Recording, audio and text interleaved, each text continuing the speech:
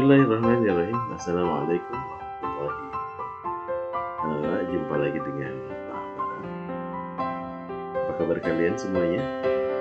Aku berharap kita semua berada dalam lindungan Allah Subhanahu wa Ta'ala. Anak-anak, kali ini kalian akan belajar mengenai indahnya keragaman di negeri. Dan kita sudah masuki tema 7. Adapun subtema yang pertama, keragaman suku bangsa dan agama di negeriku. Kalian akan menjelaskan arti kata suku dalam teks non-fiksi. Nah, untuk mengerti sebuah kata sebagai arti kata tersebut dalam Kamus Besar Bahasa Indonesia atau KBBI. Adapun langkah-langkahnya adalah sebagai berikut. Yang pertama, siapkan Kamus Besar Bahasa Indonesia.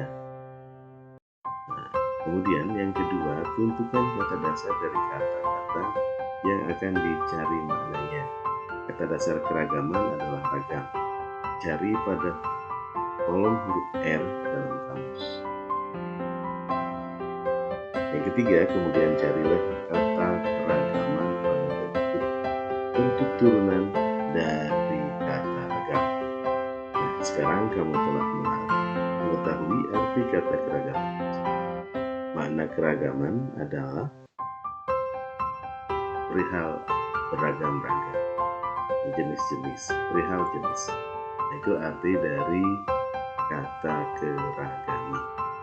Anak-anak, selain menggunakan kamus, kita juga dapat mencari arti kata pada Kamus Besar Bahasa Indonesia online, gitu ya.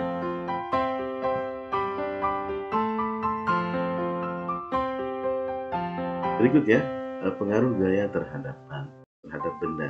Gaya adalah tarikan atau dorongan. Gaya dapat menyebabkan suatu benda bergerak dan bentukannya berubah. Untuk melakukan gaya diperlukan tenaga. Keadaan suatu benda dapat berubah akibat pengaruh gaya. Pengaruh gaya terhadap benda antara lain, pertama, benda yang diam menjadi bergerak. Contoh, meja yang didorong, bola yang ditendang, dan gerobak yang ditarik. Kemudian benda yang bergerak menjadi diam. Contoh, pada saat sepeda yang sedang dikendarai di rem, gerak sepeda menjadi lambat dan turun.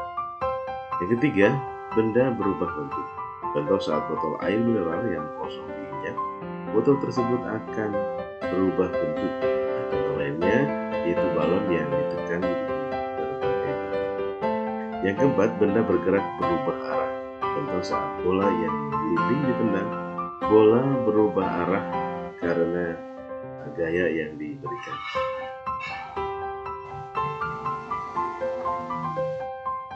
Macam-macam gaya.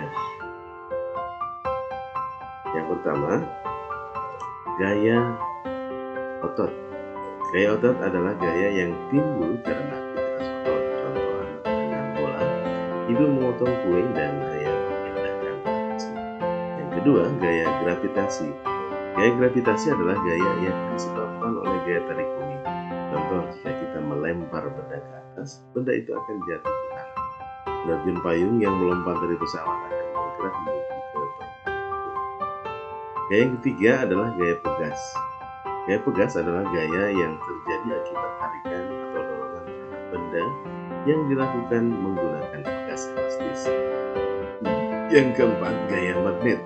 Gaya magnet adalah gaya yang timbul karena tarikan magnet terhadap benda yang dari logam tertentu. Yang kelima, gaya listrik. Gaya listrik adalah gaya yang ditimbulkan oleh benda-benda yang berubah listrik. 6.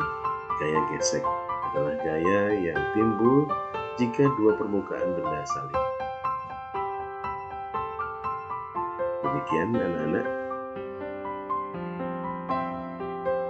pertemuan kita pada hari ini. Kita akan berjumpa kembali di kesempatan yang akan datang. Wabillahi taufiq wal hidayah. Assalamualaikum warahmatullahi wabarakatuh.